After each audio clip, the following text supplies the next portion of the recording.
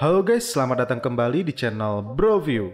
Bagaimana kabar kalian semua? Semoga dalam keadaan sehat selalu dan diberi kelancaran dalam segala aktivitasnya. Masih bersama saya Stephen yang akan menjelaskan alur ceritanya. Dan kali ini, saya akan menjelaskan alur cerita film Spencer Confidential. Film yang dirilis pada tahun 2020 ini disutradarai oleh Peter Berg. Dan seperti biasa, sebelum masuk ke ceritanya, jangan lupa siapkan kopi dan nutbray untuk menemani kalian dalam menonton alur cerita film ini. Langsung saja kita masuk intro.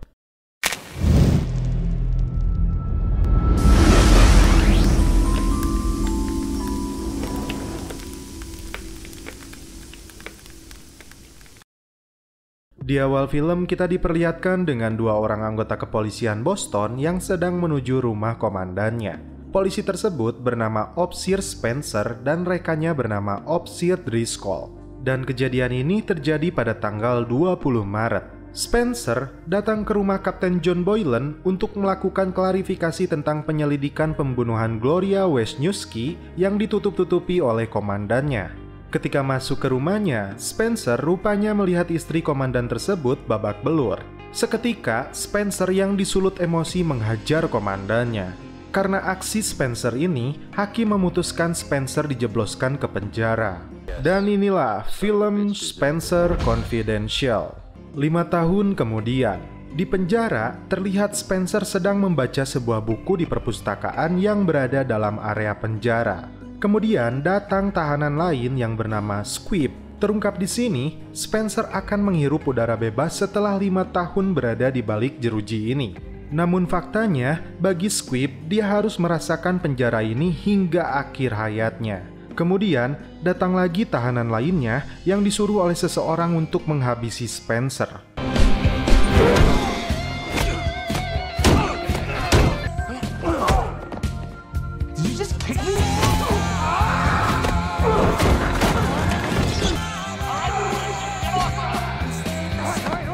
Spencer akhirnya dapat menghirup udara segar setelah keluar dari penjara ini.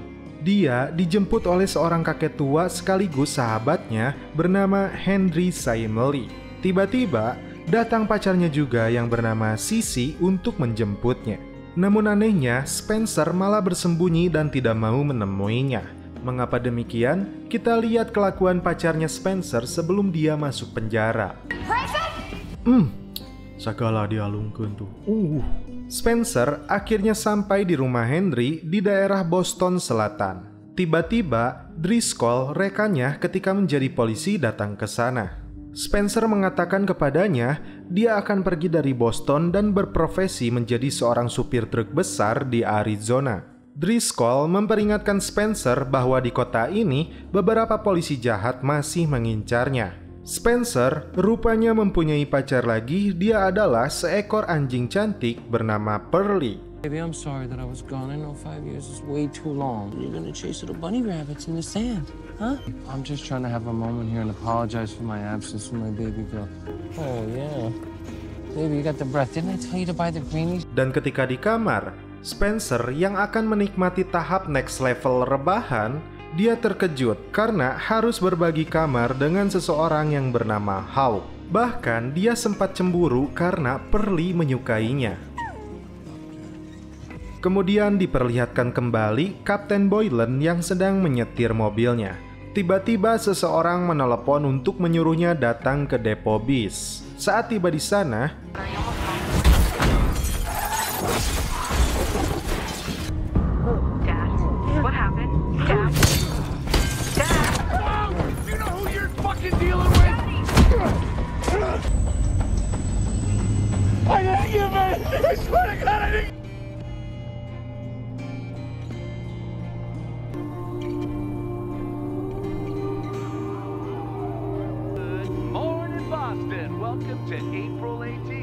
seorang wanita bernama Letitia terlihat sedang menaiki bis. Dan ketika turun dari bis tersebut, dia melihat mobil suaminya terparkir di sana. Alangkah terkejutnya dia ketika mengetahui bahwa suaminya yang bernama Terence Graham telah tewas bersimbah darah. Letitia pun menangis histeris di sana.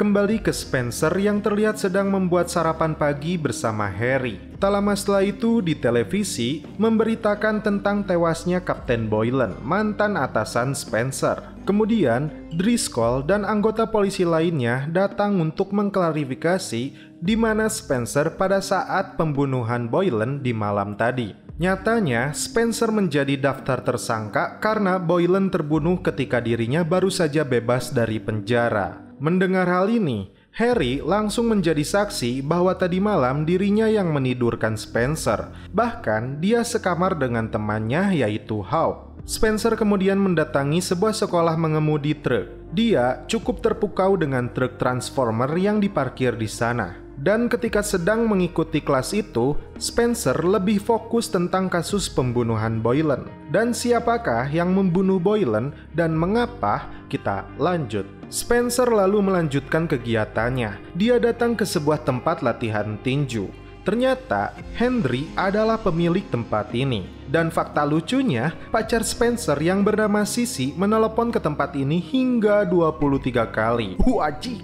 Karena gaya bertinjunya yang buruk, Henry memaksa Spencer untuk melatih Hawk. Dan ketika sedang melatih Hawk, Harry memperingatkan bahwa pacarnya telah datang. Sissy rupanya dikenal sebagai wanita yang seksoi dan agresoi.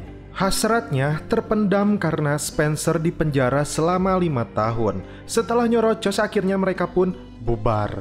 Kembali ke rumah Henry, Spencer menyaksikan berita kematian seorang detektif polisi yang bernama Terence Graham. Penyelidikan mengungkap bahwa Terence adalah orang yang membunuh Boylan, lalu dia bunuh diri dengan senjatanya. Spencer tidak percaya akan hal itu, karena dia mengenal Terence yang sebagai polisi baik dan bersih. Istrinya yang terlihat menangis dan tidak percaya dengan kesimpulan polisi bahwa dia bunuh diri. Seperti kasus pertamanya, Spencer akan tergerak hatinya jikalau melihat seorang wanita yang merasa tersakiti dan menangis. Spencer lalu menemui Latitia. Dia ingin membantu mengungkap kebenaran dari tewasnya Terence Graham, suaminya. Terence adalah seorang polisi jujur yang tidak menyukai Boylan. Mereka menemukan narkotika di rumah Latitia yang dianggap milik suaminya. Dan di malam sebelum tewasnya Terence, dia berbicara akan bertemu dengan rekannya yang bernama Scott Taylor di sebuah bar polisi bernama Slanty. Spencer lalu pergi menuju bar ini untuk bertemu dengan Scott. Dan terlihat beberapa polisi di sana yang tidak menyukai kedatangannya. Spencer lalu berbicara dengan Scott di toilet. Scott akan mengungkap cerita tentang Terence yang dia ketahui. Namun tiba-tiba beberapa polisi yang dipimpin oleh McLean masuk ke toilet dan inilah yang terjadi. Thank you.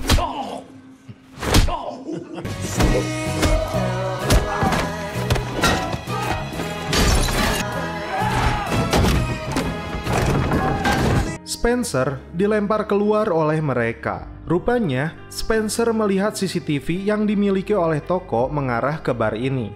Dia lalu masuk ke toko tersebut dan meminta harddisknya. Dibantu oleh Hawk, video dari CCTV tersebut mereka putar kembali untuk mencari bukti di malam terbunuhnya Terence. Terlihat Terence keluar dari bar tersebut dan menaiki sebuah mobil sport kuning berikut mobil birunya Terence yang dibawa oleh orang lain. Spencer lalu datang ke terminal bis yang dimana tempat terbunuhnya Boylan untuk mencari barang bukti.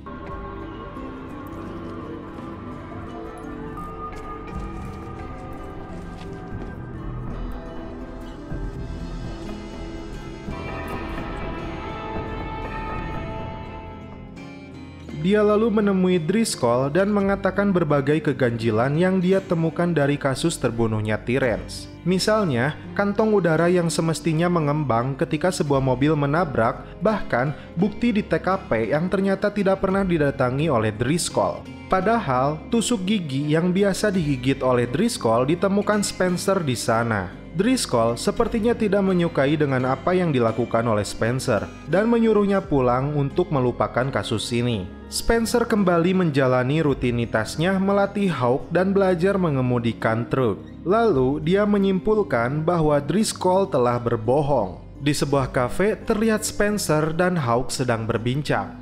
Dalam perbincangan tersebut, terungkap bahwa Hawk pernah merasakan jeruji penjara juga selama 4 tahun dalam kasus pembunuhan. Dan tidak diduga, Sissy berada di sana dengan seorang lelaki. Ketika Spencer sedang ke toilet, Sissy mengikutinya dan mereka pun akhirnya celepot. Saat keluar dari kafe tersebut, Spencer dan Hawk melihat mobil Corvette kuning yang berhubungan dengan tewasnya Terrence.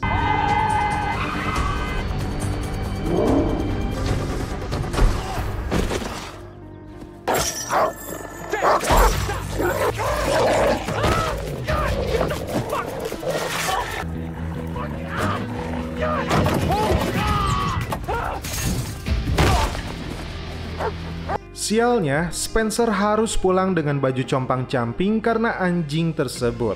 Dia lalu datang ke tempat Henry dan melihat sinis kepada Hawk yang tidak berusaha membantunya. Namun rupanya, Hawk melihat plat mobil tersebut dan memberitahu Spencer. Spencer lalu mendatangi Samsat Boston untuk mengecek pemilik dari mobil kuning itu. Dan inilah atlet Charlie Benwood yang terlihat sedang mengunjungi sebuah spa kuku Paris. Dia adalah seorang mafia dan terlihat juga sebuah kantong yang penuh uang yang diambilnya.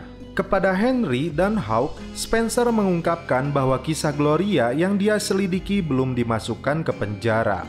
Gloria adalah seorang aktivis yang menolak gratifikasi. Namun, Charlie menjadi penjahat bayaran saat itu dan menjegal misi Gloria. Selain ancaman pembunuhan dengan kucingnya yang dia gantung di pintu dan pelecehan terhadapnya, setelah itu 2 minggu kemudian Gloria ditemukan tewas.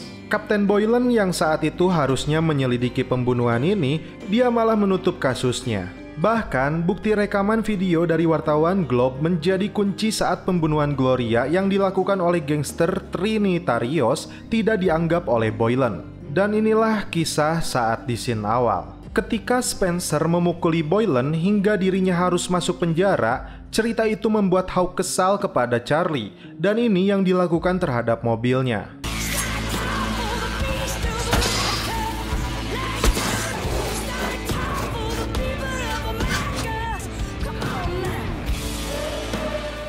Keesokan harinya ketika mobil kuning itu pergi, Spencer lalu mengikutinya. Terlihat dia parkir di sebuah tempat. Kemudian dia turun dan membawa kantong yang berisi uang tersebut ke dalam gedung itu. Spencer yang mengawasi Charlie mendapati sebuah mobil yang sedang melakukan penyelidikan juga mengikuti Charlie. Tak lama setelah itu keluar seorang polisi yang sempat menghajar Spencer yang bernama McLean. Dia keluar dari gedung tersebut dan membawa kantong yang sebelumnya dibawa oleh Charlie. Spencer lalu menghampiri mobil yang sedang mengawasi mereka. Rupanya mereka ini adalah 2 anggota FBI yang sedang melakukan penyelidikan.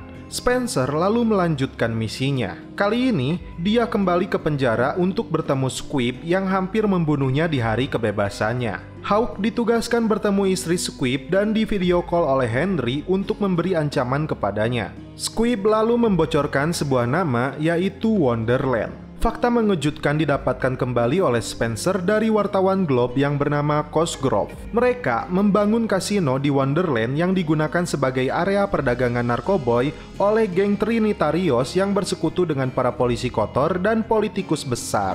Di tempat pemakaman Terrence dan Boylan, terlihat Driscoll dan McLean yang sedang berbincang karena mengetahui Spencer sedang berusaha menyelidiki kasus mereka. Dan ternyata mereka berdua adalah bagian dari polisi kotor ini dan bermaksud menghabisi Spencer yang menghalangi jalan mereka. Kemudian, Spencer datang ke restoran untuk membeli ayam goreng burrito, sedangkan Hawk terlihat santuy mendengarkan musik. Namun tak lama setelah itu, beberapa gangster masuk ke restoran ini.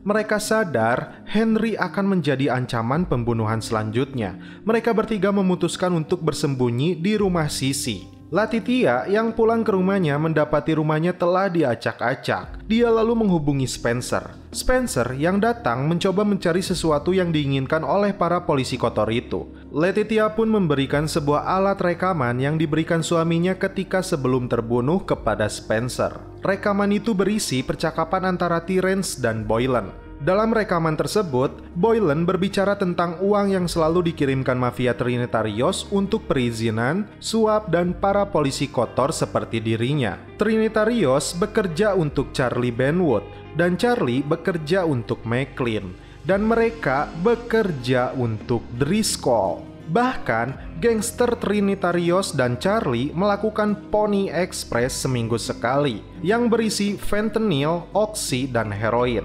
Nah, terungkap juga di sini, ketika Boylan dibunuh, pelakunya tidak lain tidak bukan adalah si Charlie, McLean, dan Driscoll. Spencer lalu menemui Driscoll. Kejahatan yang dilakukannya sudah diketahui oleh Spencer, dan dia memiliki bukti tentang Wonderland. Spencer lalu meminta Driscoll menjelaskan semua kejahatannya kepada FBI dan menjadi pria sejati di balik jeruji. Kesongongan dan keras kepalanya Driscoll mengacuhkan permintaan Spencer. Rekaman tersebut lalu Spencer tunjukkan kepada 2 agen FBI. Namun, mereka menganggap bukti ini tidak cukup dan menyuruh Spencer untuk menjauh.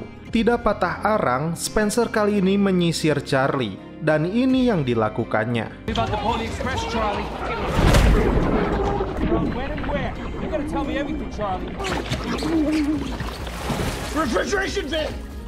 Berbekal informasi darinya, sebuah mobil yang membawa heroin menuju Wonderland dia hentikan.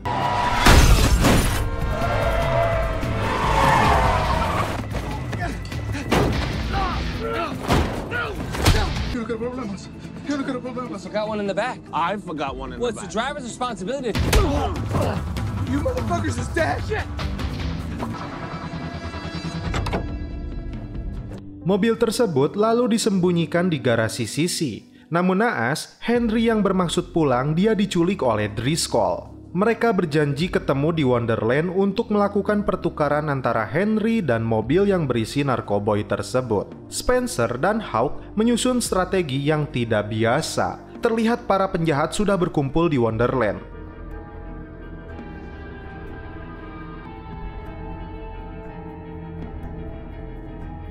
Sissy datang terlebih dahulu melihat keadaan Henry, dan inilah selanjutnya.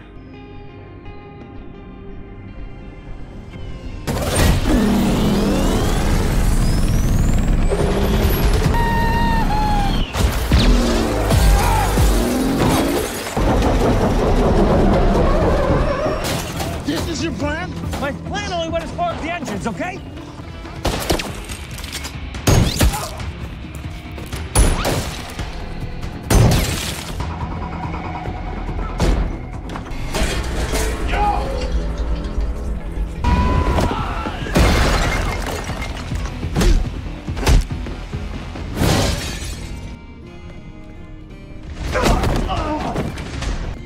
How did you kill Officer Terrence Craig? Let's go. Fuck you! You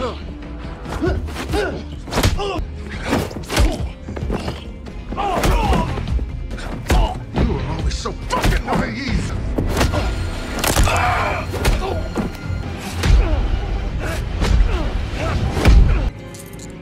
You tell him I said hello.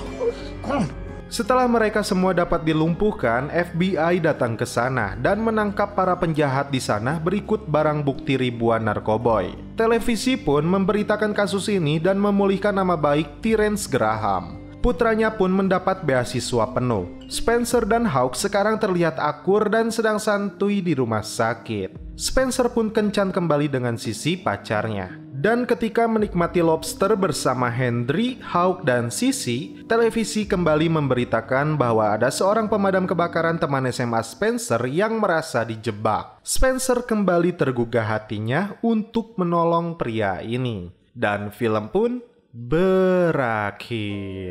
Oke guys, bagaimana menurut kalian alur cerita film dari Spencer Confidential ini? Sesuai dengan judulnya, film ini menitik beratkan pada peran Spencer yang tidak bisa tinggal diam ketika ada kejadian yang janggal. Meski ia bukan lagi seorang polisi, tetapi naluri untuk peduli pada kebenaran memang tidak bisa ia tinggalkan. Sejatinya, film bergenre detektif dan kepolisian selalu memberikan pesan bahwa kebenaran pasti terungkap, meskipun dengan kebohongan yang sangat sempurna. Dan bakal lebih sempurna lagi ketika kita menontonnya dengan secangkir kopi. Enak banget ajik. Oke, cukup sekian alur cerita film ini. Salam penutup seperti biasa dari kami. Mohon maaf bila ada kata-kata yang kurang berkenan di hati kalian. Mohon dimaafkan ya. Salam perfilman duniawi. Keep enjoy.